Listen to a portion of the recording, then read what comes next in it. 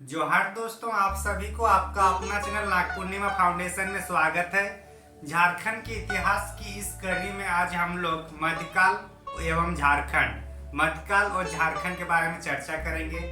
इसमें जैसे कि हम लोग कल इसका स्ट्रेटेजी बताए थे कि कैसे इसको हम लोग पढ़ेंगे, तो उसी के अनुरूप हम लोग पढ़ने का या समझने का प्रयास करेंगे आज।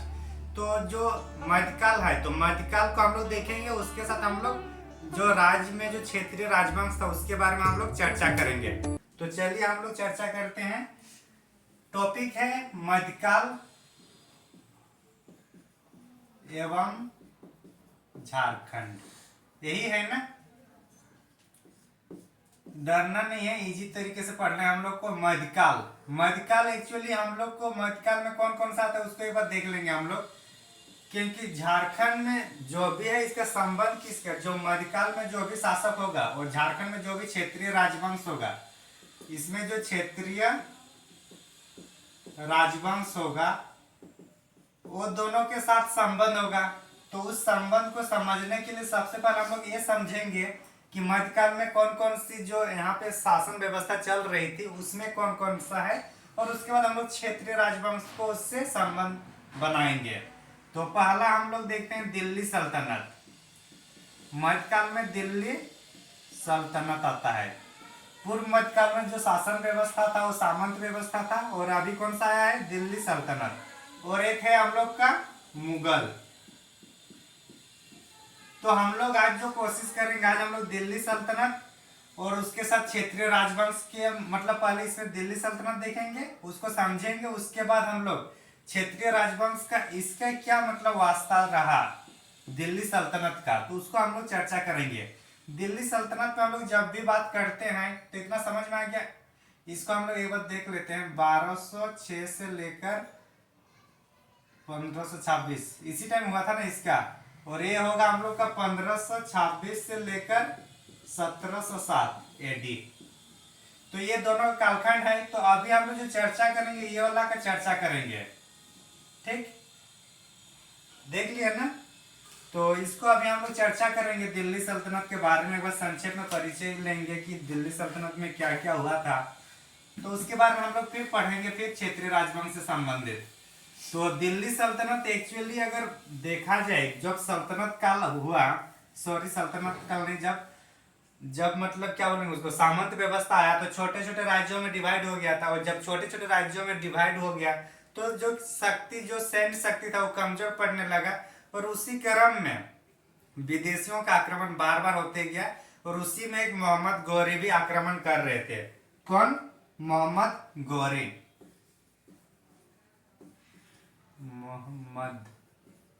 मोहम्मद गौरी।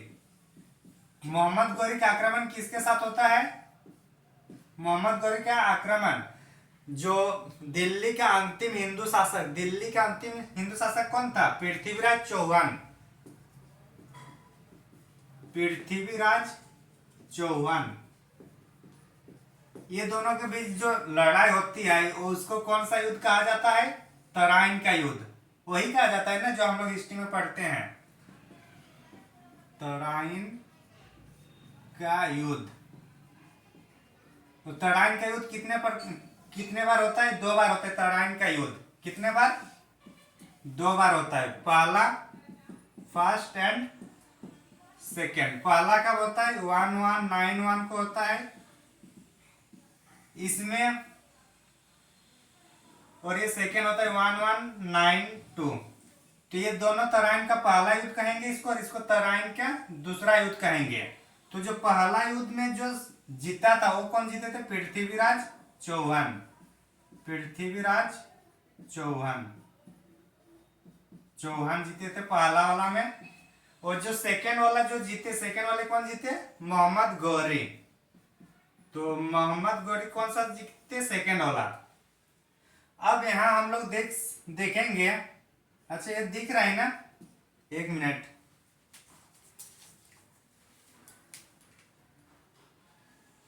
हाँ, तो जो पहला हम लोग देखे 1191, उसमें जो तराइन का जो पहला युद्ध होता है उसमें पृथ्वीराज चौहान जीतते हैं। और सेकेंड वाला जो होता है वो मोहम्मद गौरी जीतते हैं, और यहीं से फिर हम लोग का दिल्ली सल्तनत की शुरुआत होती है। कहाँ से? मोहम्मद गौरी के जीतने के बाद से। तो ये जो हम लोग का जो मतलब जो हम लोग देखे कि दिल्ली सल्तनत का आगमन कैसे हुआ, कोई भी हिस्ट्री अपने आप नहीं बनता, उसका एक लंबा प्रोसेस है। अचानक अगर दिल्ली सल्तनत नहीं हुआ है, ना ही मुगल काल आया है, ना ही ब्रिटेन लोग आए हैं, ना ही अंग्रेज लोग, तो इसलिए क्या है, एक हम लोग उसको जो जहां से शुरू हो रही है हम लोग को उसको समझने का प्रयास करते हैं। तो हम लोग को समझ में आ गया गौरी यहाँ जीता 1192 में तराइन का सेकेंड युद्ध में, और यहीं से फिर जो दिल्ली सल्तनत है उसका अभी रास्ता खुलता है। तो अब हम लोग चर्चा करेंगे जो मोहम्मद गौरी के बारे में थोड़ा चर्चा करेंगे, फिर उसके बाद हम लोग दिल्ली सल्तनत में आ जाएंगे। तो मोहम्मद गौरी ने जैसे इसको दिल्ली वाला जो क्षेत्र है उसको जीता, तो उसके बाद क्या लग रहा है कि कोई राजा अगर एक बार जीतेगा तो क्या उसी क्षेत्र में रहेगा या उसको एक्सपेंड करेगा, अपना क्षेत्र विस्तार करेगा ना।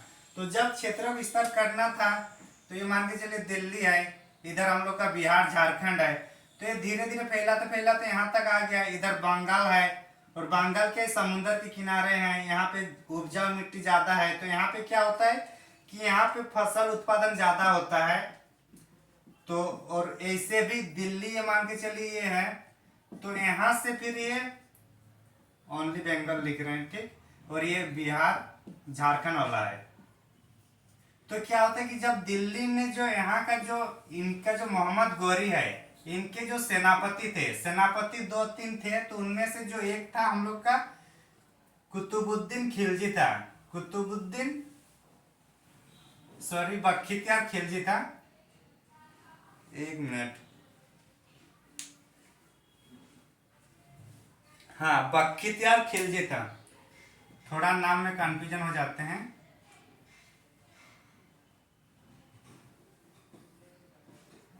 बख्तियार खिलजी एक थे, और एक थे इनका कौन, कुतुबुद्दीन ऐबक, कुतुबुद्दीन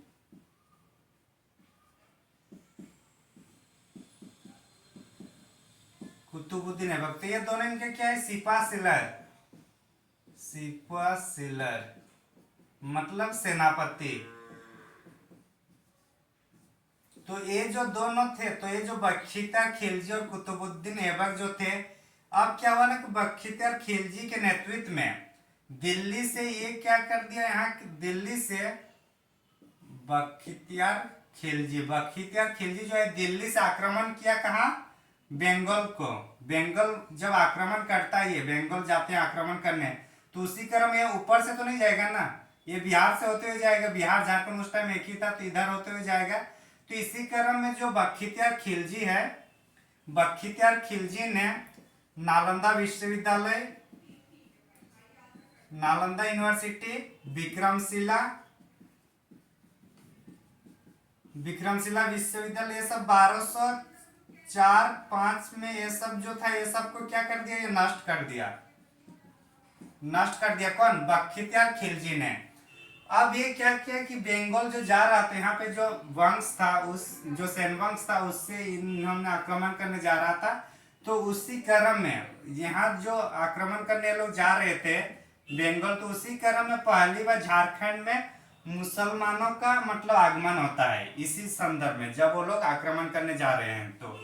तो फर्स्ट टाइम हम लोग यहाँ क्या करेंगे कि झारखंड में मुसलमानों का आगमन,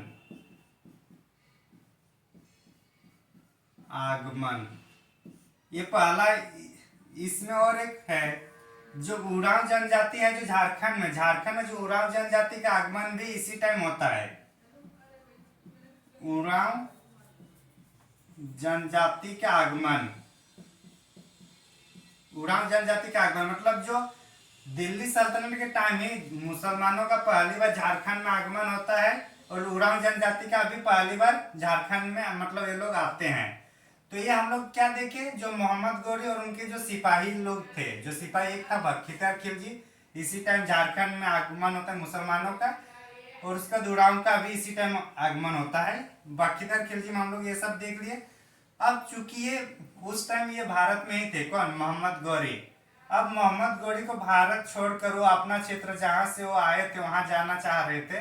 तो उस वहां जाने के क्रम में वो जब ये जो क्षेत्र जीता हुआ है, तो जो जीता हुआ क्षेत्र वो किसी न किसी को सौंप के ही तो जाएंगे ना। तो इसी दौरान जो मोहम्मद गौरी ने कुतुब, इसको स्क्रीनशॉट करना है तो कर लीजिए। इसी दौरान जब मोहम्मद गौरी भारत छोड़कर अपने क्षेत्र जा रहे थे, अपना जो अफगानिस्तान वाला क्षेत्र, तो उसने कहा कि जो कुतुबुद्दीन ऐबक है, कुतुबुद्दीन ऐबक को मतलब यहाँ का राजपाट छोड़ के चले गए। किसको? कुतुबुद्दीन ऐबक को। कहाँ का? झारखंड के, मतलब झारखंड बिहार में जो क्षेत्र जीता हुआ था। तो इसी ने फिर मतलब आगे फिर दिल्ली सल्तनत का, ये एक्चुअली गुलाम था ना, गुलाम था किसका? मोहम्मद गौरी के गुलाम था कौन? कुतुबुद्दीन ऐबक। और ये गुलाम था और इसने गुलाम से आजाद कर दिया, तो इन्होंने फिर दिल्ली सल्तनत का स्थापना करते हैं। दिल्ली सल्तनत, दिल्ली सल्तनत का स्थापना।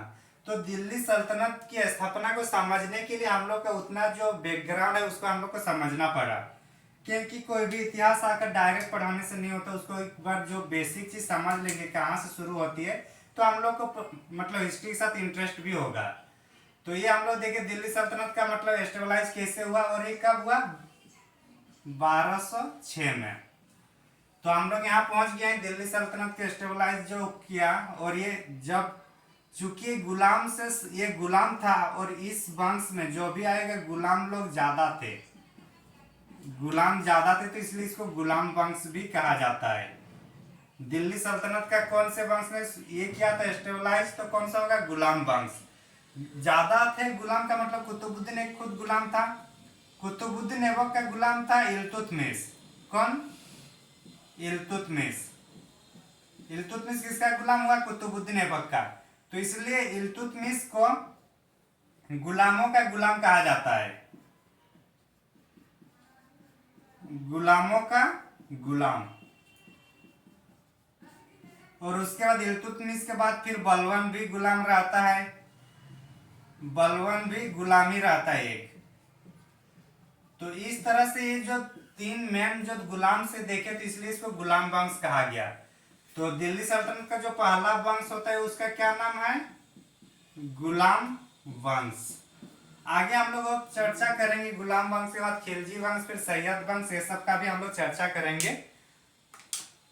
तो चलिए चलते हैं। गुलाम वंश जो है, गुलाम वंश का संस्थापक कौन है? कुतुबुद्दीन ऐबक। उसके बाद हम लोग कौन सा देखेंगे? गुलाम वंश के बाद खिलजी वंश, उसके बाद सैयद वंश, गुलाम वंश, फिर खिलजी वंश, फिर तुगलक, फिर सैयद, फिर लोधी होगा। ठीक। तो जो दिल्ली सल्तनत है, डीएस, दिल्ली सल्तनत, ठीक। तो इसमें जो 5 वंश है उसको हम लोग चर्चा करेंगे संक्षेप में। गुलाम वंश आएगा पहला, उसके बाद खिलजी वंश, खिलजी वंश, उसके बाद तुगलक वंश, उसके बाद सैयद वंश,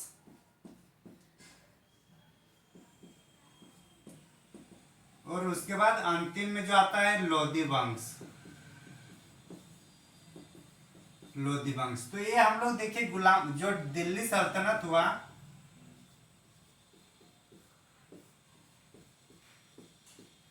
दिल्ली सल्तनत कब से कब शुरू किया? ये 1206 से लेकर 1526 तक चला। तो लगभग इसको कहें तो हम लोग कितना हो रहा है? 320 वर्ष हो रहा है ना। 320 वर्ष ये लोग हम लोग को मतलब भारत पर शासन किए। कौन? दिल्ली सल्तनत। तो गुलाम वंश को हम लोग थोड़ा समझेंगे, क्योंकि ये सब का प्रभाव झारखंड में इनडायरेक्टली रूप से पड़ता है, तो उसको भी हम लोग एक बार देखेंगे। तो गुलाम वंश का जो संस्थापक है कुतुबुद्दीन ऐबक है, कुतुबुद्दीन ऐबक। फिर उसके बाद कुतुबुद्दीन ऐबक के बाद फिर इल्तुतमिश आते हैं। इल्तुतमिश, हम लोग जो मेन मेन इंपॉर्टेंट है उनके नाम लिख रहे हैं। उसके बाद रजिया सुल्तान, रजिया सुल्तान के बाद बलवन, उसके बाद आता है केकुबाद, केकुबाद, और अंतिम जो शासक रहता है वो केइमर्स, केइमर्स ऐसे होगा, ठीक, केइमर्स। तो ये हुआ गुलाम वंश का। तो गुलाम वंश का संस्थापक कौन है? कुतुबुद्दीन ऐबक। इल्तुतमिश को वास्तविक संस्थापक माना जाता है गुलाम वंश का। रजिया सुल्तान इसकी बेटी थी। किसकी बेटी थी? रजिया सुल्तान किसकी बेटी थी? इल्तुतमिश की। और जो इल्तुतमिश है इसका दामाद थे। किसके? कुतुबुद्दीन ऐबक के दामाद। और इस फिर बलवन आता है, फिर केकुबाद, फिर केउमर्स। ये इस टाइप से होगा, केउमर्स, ठीक। तो ये हम लोग देख लिए गुलाम वंश। तो हम लोग गुलाम वंश में जो झारखंड पर क्या प्रभाव पड़ा, तो मेनली जो है इल्तुतमिश के टाइम कुछ प्रभाव पड़ता है झारखंड में। तो हम लोग उस टाइम देखेंगे, एक बार ऐसे संक्षेप में चर्चा कर लेते हैं। खिलजी वंश का जो संस्थापक है, खिलजी वंश का संस्थापक जलालुद्दीन खिलजी है। एक मिनट, हाँ, जलालुद्दीन खिलजी, जलालुद्दीन खिलजी है। और जो जलालुद्दीन खिलजी है इसके संरक्षक थे। किसके? केउमर्स के संरक्षक थे। लेकिन इन्होंने, जो जलालुद्दीन थे, इन्होंने इनको मार दिया केउमर्स को, और फिर खिलजी वंश का गठन करते हैं। खिलजी वंश का दूसरा शासक होता है अलाउद्दीन, अलाउद्दीन खिलजी। जलालुद्दीन खिलजी, अलाउद्दीन खिलजी। और एक जो खिलजी वंश में जो इंपॉर्टेंट है वो है मुबारक खिलजी। एक मिनट, नाम क्या है उसका? मुबारक, हाँ, मुबारक खिलजी, मुबारक खिलजी। मुबारक खिलजी अपने आप को खुद मतलब एक खलीफा कहा था। मुबारक खिलजी ने खुद को खलीफा अपने आप को माना था। अलाउद्दीन खिलजी इसके बाजार व्यवस्था के लिए फेमस है। अलाउद्दीन खिलजी में जैसे कि सहनाए मंडी, दीवान रियासत, मुस्तखराज, दीवान मुस्तखराज, ये सब किससे संबंधित है? अलाउद्दीन खिलजी से संबंधित है। क्योंकि इन्होंने क्षेत्र विस्तार भी ज्यादा कर रहा था इसको, इसलिए क्षेत्र विस्तार ज्यादा करने के कारण ये भी मतलब एक विश्व विजय के लिए निकला था उस टाइप से। तो इसलिए इसको दूसरा सिकंदर भी कहा जाता है। दूसरा सिकंदर किसको? दूसरा सिकंदर किसको कहा जाता है? अलाउद्दीन खिलजी को, इस दूसरा सिकंदर, ठीक, अलाउद्दीन खिलजी। और इसी क्रम में जब कोई भी अपना क्षेत्र का विस्तार करना चाहेगा तो सिर्फ अपने क्षेत्र के आसपास ही जाएगा। जैसे मान के चलिए दिल्ली है, बिहार, झारखंड, ये सब है, और अलाउद्दीन खिलजी के यहाँ राजपाट है, तो क्या करेगा? जब विस्तार करेगा तो ये सबको भी तो जीतने का कोशिश करेगा। तो उसी क्रम में फिर अलाउद्दीन खिलजी के सेनापति झारखंड भी आते हैं। तो हम लोग उसको फिर झारखंड के संदर्भ में जब पढ़ेंगे तो उसमें अच्छा से एक्सप्लेन करेंगे।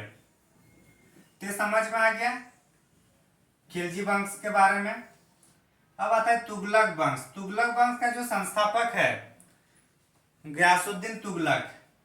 कौन है? गयासुद्दीन तुगलक। गयासुद्दीन तुगलक कौन है? संस्थापक है किसका? तुगलक वंश का।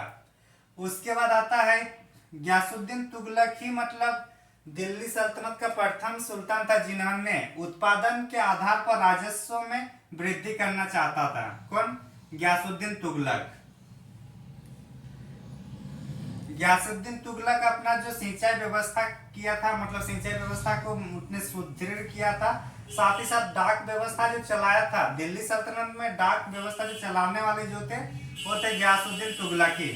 उसके बाद इसमें इंपॉर्टेंट जो होगा हम लोग का मोहम्मद बिन तुगलक, मोहम्मद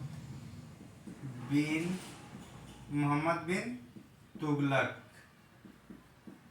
ये दिल्ली सल्तनत का सबसे पढ़ा लिखा मतलब सबसे ज्यादा जानकारी या सबसे बुद्धिमानी शासक इसको माना जाता है। किसको? मोहम्मद बिन तुगलक।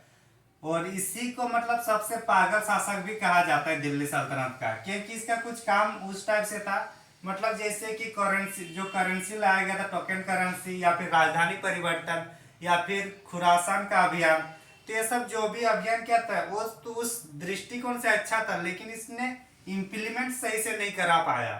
तो इसलिए इसका मतलब जितना भी काम था वो अपने टाइम के अनुसार बहुत बेहतर सोचे थे, लेकिन इम्प्लीमेंट सही से नहीं हो पाने के कारण लगभग सभी काम इसका असफल हो जाता था। फिर मोहम्मद बिन तुगलक के टाइम सबसे ज्यादा दिल्ली सल्तनत का विस्तार हुआ था। जाहिर सी बात है, दिल्ली सल्तनत का सबसे ज्यादा विस्तार होगा तो उस टाइम झारखंड पर भी इसका प्रभाव पड़ेगा। तो इसमें जो मोहम्मद बिन तुगलक के बारे में हम लोग फिर से चर्चा करेंगे झारखंड के संदर्भ में। फिर आता है फिरोज शाह तुगलक। फिरोज शाह तुगलक, फिरोज शाह तुगलक के बारे में फिर चर्चा करेंगे हम लोग तुगलक वंश में। तो मेनली हम लोग का तीन ही हम लोग को याद रखना है। मोहम्मद बिन तुगलक का था दीवान ए कोही, याद रखना है दीवान ए कोही, दीवान ए कोही, ये किसान कृषि संबंधित है। फिर फिरोज शाह तुगलक आता है, फिरोज शाह तुगलक ने दीवान बंदगान, दीवान बंदगान करता है। फिर दारुल सका एक हॉस्पिटल है उसका स्टेबलाइज करते हैं। फिर रोजगार या दफ्तर, ये सब फिरोज शाह तुगलक का है। तो इस तरह से हम लोग देख लिए तुगलक वंश को। अब हम लोग थोड़ा सैयद वंश को देखेंगे, फिर लोधी वंश को आप देखेंगे। स्क्रीनशॉट करना है तो कर लीजिए।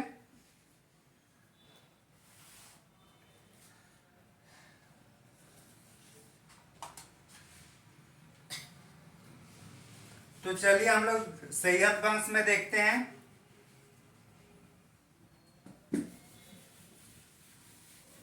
सैयद वंश का जो संस्थापक था उसका नाम है खिज्र खां। क्या था नाम? खिज्र खां।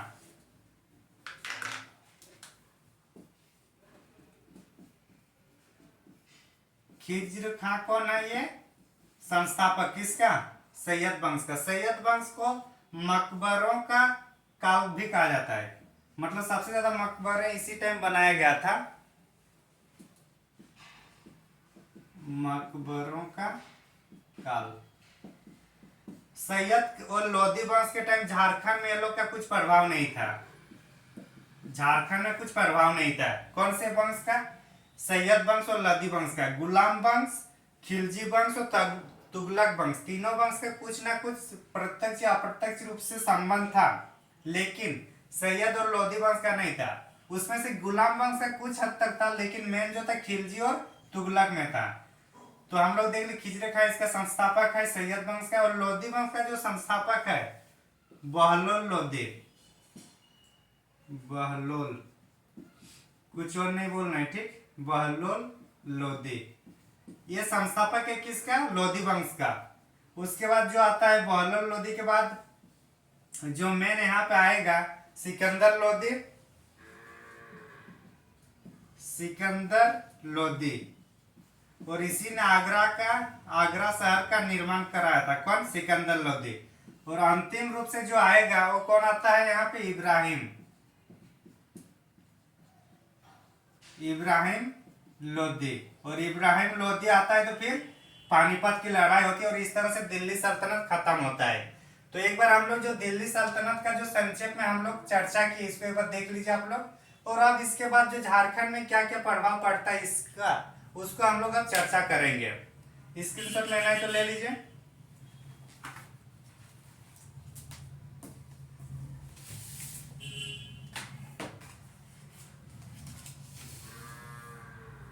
तो इतना हम लोग चर्चा किए। चर्चा करने क्रम हम लोग ये भी देखे जो बख्तियार खिलजी था, उन्होंने जब आक्रमण करने के लिए बंगाल गया तो उस क्रम में सबसे पहले झारखंड में मुस्लिमों का आगमन होता है, और उसी टाइम जो उड़ान लोग भी झारखंड में आकर बस जाते हैं। तो इस तरह से हम लोग देख लिए थे। साथ ही साथ हम लोग जो सबसे पहले जब आया था, जो आक्रमण हुआ था, लगभग वो आक्रमण कब हुआ था? जो हम लोग का बख्तियार खिलजी ने किया था, लगभग 1204-5 के आसपास वो मतलब आक्रमण किया था। तो उसी टाइम पहली बार पहुंचता है, मतलब 1204-5 मतलब 13वीं सदी, यही होगा ना? 13वीं सदी की शुरुआत में ही ये हुआ था। तो हम लोग देखे हैं कि जो बलवान और इल्तुतमिश कौन से वंश से संबंधित थे? एक मिनट। बलवान और इल्तुतमिश जो थे वो लोग गुलाम वंश से संबंधित थे, और गुलाम वंश से संबंधित इल्तुतमिश और बलवान, इल्तुतमिश और बलवान एक गुलाम वंश से संबंधित थे। और इसके टाइम नागवंशी शासक कौन थे? शिवकर्ण थे। नागवंशी शासक कौन थे इन लोग के टाइम? सॉरी, हरिकर्ण थे। हरिकर्ण। हरिकर्ण किसके पैरेलल थे? ये लोग के, दोनों के, इल्तुतमिश और बलवान। लेकिन ये लोग झारखंड पर उतना ये लोग निगाहें नहीं डाले थे।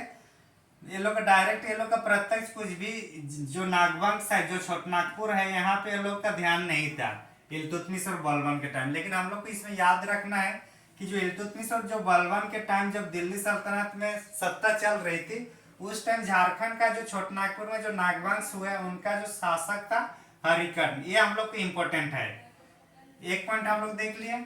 दूसरा पॉइंट हम लोग अब देखेंगे कि हम लोग गुलाम वंश से संबंधित है। ठीक, गुलाम वंश में इतने हम लोग को पढ़ना है झारखंड से संबंधित। अब गुलाम के बाद कौन सा था? खिलजी वंश। खिलजी वंश में जो गयासुद्दीन खिलजी था, वो मतलब वयस्क था, तो वो सब ज्यादा इंटरेस्टेड नहीं थे इधर उधर मतलब क्षेत्रों को विजय करने में। तो उसके बाद आते हैं गयासुद्दीन खिलजी के बाद अलाउद्दीन खिलजी। कौन आते हैं? अलाउद्दीन खिलजी। अलाउद्दीन खिलजी। और अलाउद्दीन खिलजी, इनका जो सेनापति है उसका भी हम लोग नाम देखेंगे, क्योंकि अलाउद्दीन खिलजी को दूसरा सिकंदर कहा गया। दूसरा सिकंदर कहने का मतलब है कि ये पूरा विश्व को विजय करना चाहता था। तो जब जो विश्व को विजय करना चाहेगा, क्या वो अपने क्षेत्र के बगल वाले क्षेत्रों को छोड़ेगा? नहीं छोड़ेगा ना। तो इसको भी पहले विजय करना चाहेगा। तो इसी क्रम में झारखंड, बिहार, बंगाल सबको विजय करने के लिए निकलता है। और इसको जो अलाउद्दीन खिलजी जो निकलते हैं, तो इसमें जो इनकी जो सेनापति होता है उसको हम लोग अभी चर्चा करेंगे। तो अलाउद्दीन खिलजी का जो सेनापति है मलिक छज्जू। कौन है? मलिक छज्जू।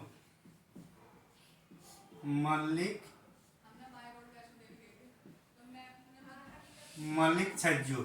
ये 1310 ईस्वी के आसपास मतलब ये अपना मतलब झारखंड में आक्रमण करता है। और इसी क्रम में पहली बार झारखंड में आक्रमण जो दिल्ली सल्तनत के टाइम होता है, दिल्ली सल्तनत काल में, वो किसके टाइम होता है? अलाउद्दीन खिलजी के टाइम होता है। कहां पर आक्रमण? झारखंड में आक्रमण होता है। और इस टाइम जो यहाँ का जो शासक था, नागवंशी शासक, उसका नाम था वेणुकर्ण। क्या नाम था झारखंड में? वेणुकर्ण। और इसको मतलब इनसे आक्रमण करता है। फिर ये क्या, जब आक्रमण करेगा, जब हार जाएगा तो क्या करना होगा? टैक्स देना होगा। तो फिर ये इसको कर देता था। कर देता था किसको? अलाउद्दीन खिलजी को। तो ये वेणुकर्ण था और ये मलिक छज्जू था। मलिक कपूर इसका एक अलग से सेनापति होता है, उसको दक्षिण भारत में भेजा था। और ये है मलिक छज्जू है। आगे हम लोग चलते हैं। अलाउद्दीन मतलब खिलजी वंश में इसका ही संबंधित है, अलाउद्दीन खिलजी से ही संबंधित हम लोग को झारखंड में पढ़ना है। आगे हम लोग फिर तुगलक वंश में आएंगे। तुगलक वंश। तुगलक वंश में हम लोग कौन कौन से शासक के नाम देखे थे? तुगलक में हम लोग देखे थे मोहम्मद बिन तुगलक और फिरोज शाह तुगलक। तो मोहम्मद बिन तुगलक और फिरोज शाह तुगलक का ही संबंध झारखंड से है, तो उन्हीं लोग का हम लोग चर्चा करेंगे। तो तुगलक वंश में हम लोग दो शासक के बारे में चर्चा करेंगे। कौन कौन सा? एक मोहम्मद बिन तुगलक और दूसरा फिरोज शाह तुगलक। मोहम्मद बिन तुगलक। मोहम्मद बिन तुगलक के बारे में हम लोग चर्चा करेंगे। सबसे पहले मोहम्मद बिन तुगलक का जो शासक मतलब इसका जो सेनापति थे, उसका नाम था मालिक बयां। क्या नाम था? मालिक बयां। मलिक बयां कौन थे? ये सेनापति थे किसका, मोहम्मद बिन तुगलक का। लेकिन इसी का नाम संथाली स्रोत में, जो संथाली साहित्य स्रोत है, साहित्य स्रोत में इसको फिर इब्राहिम कहा गया। इसको इब्राहिम अली सर, हाँ इब्राहिम अली इसको कहा गया है। इब्राहिम अली किसको कहा गया है, संथाली साहित्य में मालिक बयां को ही। और ये किसके सेनापति है, मोहम्मद बिन तुगलक के सेनापति। और इसने कहाँ पे मतलब जो आक्रमण किया था वो हजारीबाग में किया था।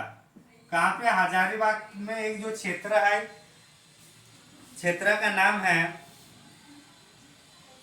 चाय चंपा।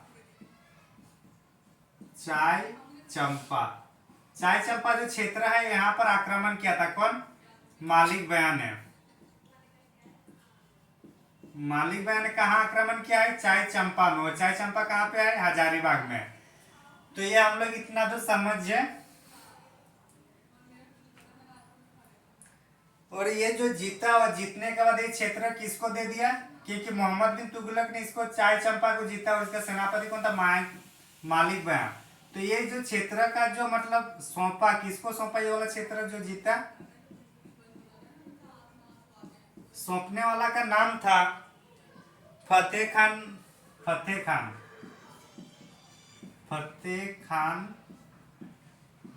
उद्दौला। फतेह खान उद्दौला ये कौन थे, ये जो मोहम्मद बिन तुगलक ने जो चाय चंपा को जीता किसके सहयोग से, मालिक बयां से, उसको फिर ये चाय चंपा जो क्षेत्र है वो इसको सौंप दिया, किसको, फतेह खान को। तो ये हम लोग मोहम्मद बिन तुगलक के बारे में इतना हम लोग को पढ़ना था।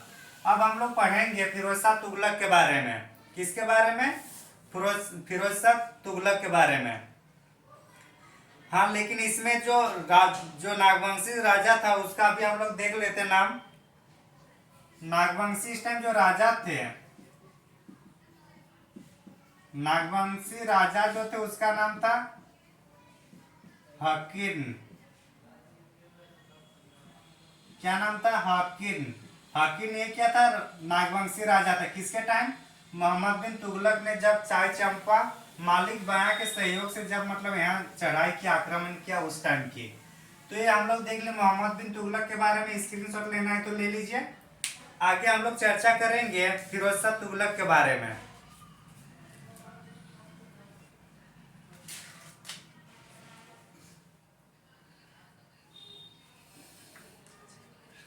तो अब हम लोग मोहम्मद बिन तुगलक देख लिए। अब हम लोग करेंगे फिरोज शाह तुगलक के बारे में। मोहम्मद बिन तुगलक का पूरा मतलब उसका बचपन का क्या नाम था, आप लोग कमेंट करके जरूर बताइएगा, क्योंकि जीएस भी तो हम लोग को पढ़ना है।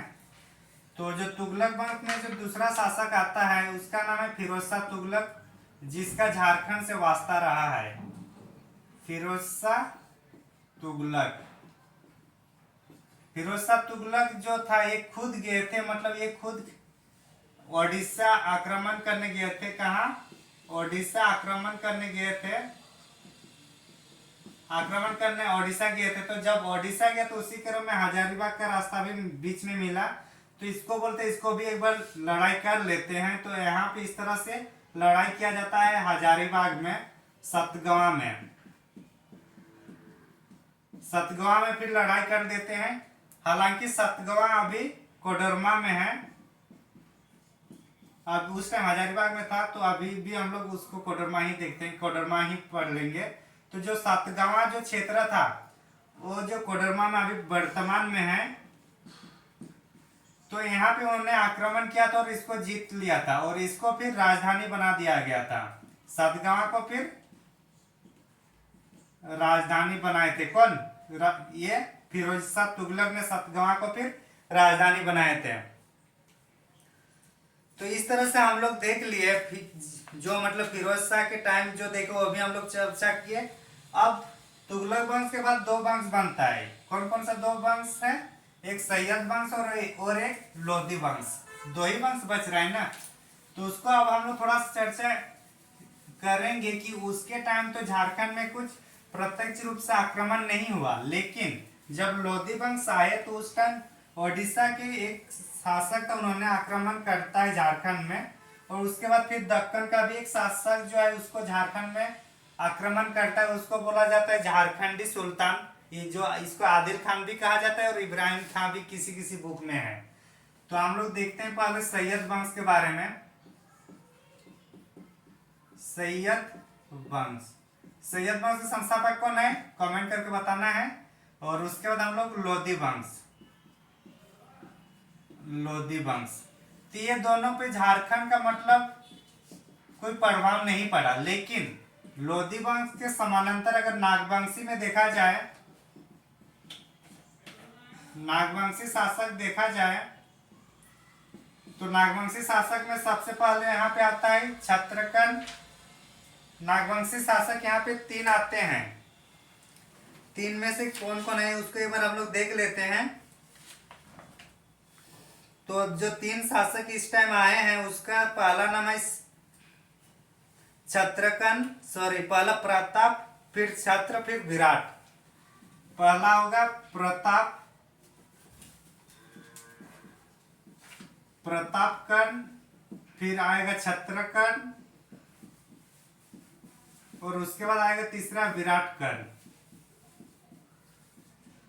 तो ये जो तीनों शासक थे कहाँ के, नागवंशी शासक, और ये किसके पैरेलल थे, समानांतर, लोधी वंश के समानांतर थे। तो इतना हम लोग को समझ में आया। ये इंपॉर्टेंट है कि क्वेश्चन पूछा जाता है कि लोधी वंश जब दिल्ली सल्तनत में जब लोधी वंश कायम थी उस टाइम झारखंड के नागवंशी शासक में कौन कौन थे उसके लोधी वंश के कालखंड में। तो प्रतापकर्ण, छत्रकर्ण और विराटकर्ण। चूंकि लोधी वंश यहाँ पे कोई झारखंड आक्रमण नहीं किया, ना तो लोधी वंश ने किया ना ही सैयद वंश में, लेकिन लोधी वंश के टाइम ओडिशा के एक शासक आते हैं यहाँ पे और उसका नाम है हम लोग का कपिलेंद्र। ओडिशा के जो शासक आता है आक्रमण करने और उसका नाम होता है कपिलेंद्र। कपिलेंद्र यहाँ शासक आता है ओडिशा का और ये झारखंड पर ये आक्रमण करता है। झारखंड पर ये आक्रमण करता है कपिलेंद्र ने। तो एक बार इसको स्क्रीनशॉट करना है तो कर लीजिए।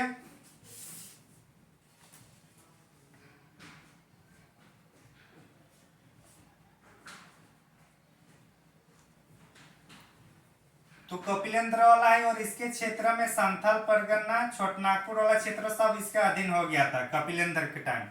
और एक मतलब जो दिल्ली सल्तनत है इसी टाइम और एक शासक दक्कन से शासक आता है, उसका नाम है आदिल खान है। कहीं कहीं उसको इब्राहिम खान भी कहा जाता है किसी किसी बुक में। तो आदिल खान या इब्राहिम खान द्वितीय, आदिल खान द्वितीय, ये भी झारखंड में आक्रमण करता है और ये खुद को मतलब झारखंड का सुल्तान कहता है। अपने आप को क्या कहता है, ये झारखंड का सुल्तान। झारखंड का सुल्तान अपने आप को कौन कहता है, आदिल खान या इब्राहिम खान, जो भी बुक में मतलब जैसा है देख लीजिएगा। किसी किसी बुक में आदिल खान बताता है और किसी किसी में इब्राहिम खान।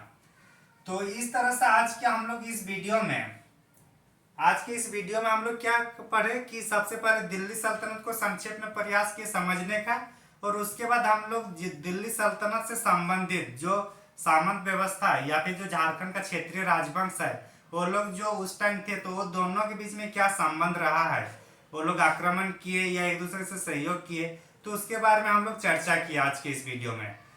तो इसके पहले वाले सब वीडियो अगर आप लोग नहीं देखे हैं तो प्लेलिस्ट में जाकर जरूर एक बार देख लीजिए, ताकि एक कंटिन्यूटी बना रहेगा हिस्ट्री का, तो समझने में आसानी होगी।